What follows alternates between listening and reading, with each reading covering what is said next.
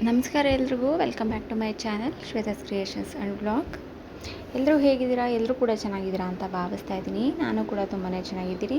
ಯಾರೆಲ್ಲ ಇನ್ನೂ ನನ್ನ ಚಾನಲ್ಗೆ ಸಬ್ಸ್ಕ್ರೈಬ್ ಮಾಡದೆ ನೋಡ್ತಾ ಇದ್ದಾರಾ ಅವರೆಲ್ಲರೂ ಕೂಡ ನನ್ನ ಚಾನಲ್ಗೆ ಸಬ್ಸ್ಕ್ರೈಬ್ ಮಾಡ್ಕೊಂಡು ನೋಡಿ. ಹಾಗೆ ಈ ರೆಸಿಪಿನ ನೋಡಿದ್ಮೇಲೆ ಹೇಗಿತ್ತು ಅನ್ನೋದನ್ನು ಕೂಡ ಕಮೆಂಟ್ ಸೆಕ್ಷನಲ್ಲಿ ತಿಳಿಸಿ. ಇವತ್ತು ರಜಾ ಇರೋದ್ರಿಂದ ಮಕ್ಕಳಿಗೆ ಏನಾದರೂ ಮಾಡ್ಕೊಳ್ಳೋಣ ಅಂಥೇಳಿ ಒಂದು ತಂಬಿಟ್ಟನ್ನ ಮಾಡೋಣ ಅಂಥೇಳಿ ಮಾಡ್ತಾಯಿದ್ದೆ. ಮೊದಲಿಗೆ ನಾನು ಸ್ವಲ್ಪ ಕಡಲೆ ಮತ್ತು ಕಡಲೆಕಾಯಿ ಬೀಜನ ಚೆನ್ನಾಗಿ ಹುರ್ಕೊಂಡು ಈ ಥರ ಪುಡಿ ಮಾಡ್ಕೊಂಡಿದ್ದೀನಿ. ಇಲ್ಲಿ ನೋಡಿ, ನಾನು ಸ್ವಲ್ಪ ಕೊಬ್ಬರಿನೂ ತೊಗೊಂಡಿದ್ದೀನಿ. ಅದಕ್ಕೆ ಏನೇನೆಲ್ಲ ಬೇಕಾಗುತ್ತೆ ಅಂತಲೂ ಹೇಳ್ತೀನಿ.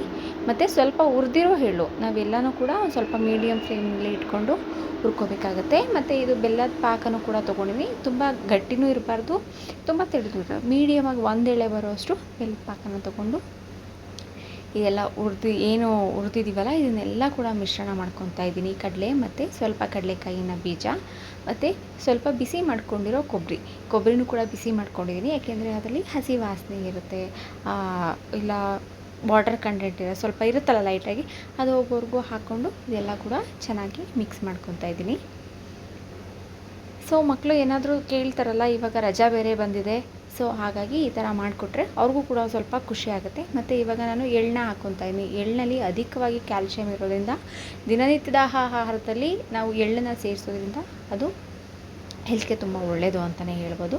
ಅದಾದಮೇಲೆ ನಾನು ಇವಾಗ ಬೆಲ್ಲದ ಪಾಕ ಸಿರಪ್ ಅಂತ ಏನು ರೆಡಿ ಮಾಡ್ಕೊಂಡಿಲ್ಲ ಅದನ್ನು ಹಾಕ್ಕೊಂಡು ನಮಗೆ ಎಷ್ಟು ಬೇಕೋ ಅಷ್ಟನ್ನು ಕಲಿಸ್ಕೊತಾ ಇದ್ದೀನಿ. ಈಗ ನೋಡ್ತಾ ಇದ್ದೀರಲ್ಲ, ಇನ್ನೊಂದು ಸ್ವಲ್ಪ ಹಾಕೋಬೇಕಾಗುತ್ತೆ. ಇಲ್ಲಿ ನೋಡಿ, ಈಗ ಹಾಕೊಂಡ್ಮೇಲೆ ಈಗ ಫೈನಲಾಗಿ ಈ ರೀತಿಯಾಗಿರೋ ಒಂದು ಏನಂತ ಹೇಳ್ತಾರೆ, ಇದಕ್ಕೆ ಕಡಲೆ ತಂಬಿಟ್ಟು ಅಂತಲೂ ಹೇಳ್ಬೋದು, ಇಲ್ಲ ಕಡಲೆ ಉಂಡೆ ಅಂತಲೂ ಹೇಳ್ಬೋದು. ತುಂಬ ಟೇಸ್ಟಿಯಾಗಿತ್ತು, ಹಾಕಿ ಡಿಲಿಷಿಯಸ್ ಆಗಿತ್ತು. ಮತ್ತು ನನ್ನ ಮಗಳು ಕೂಡ ತುಂಬಾ ಇಷ್ಟ ಆಯಿತು, ಮನೆಯಲ್ಲಿ ಎಲ್ಲರೂ ಕೂಡ ಇಷ್ಟ ಆಯಿತು. ಮತ್ತು ಟೇಸ್ಟ್ ಕೂಡ ಚೆನ್ನಾಗಿತ್ತು. ಇದನ್ನು ಶಿವರಾತ್ರಿ ಹಬ್ಬದಲ್ಲೂ ಕೂಡ ಕೆಲವೊಬ್ಬರು ಮಾಡ್ತಾರೆ. ನೀವು ಒಂದ್ಸರಿ ಮನೆಯಲ್ಲಿ ಟ್ರೈ ಮಾಡಿ ಹೇಗಿತ್ತು ಅಂತೇಳಿ ಕಮೆಂಟ್ ಸೆಕ್ಷನಲ್ಲಿ ತಿಳಿಸಿ.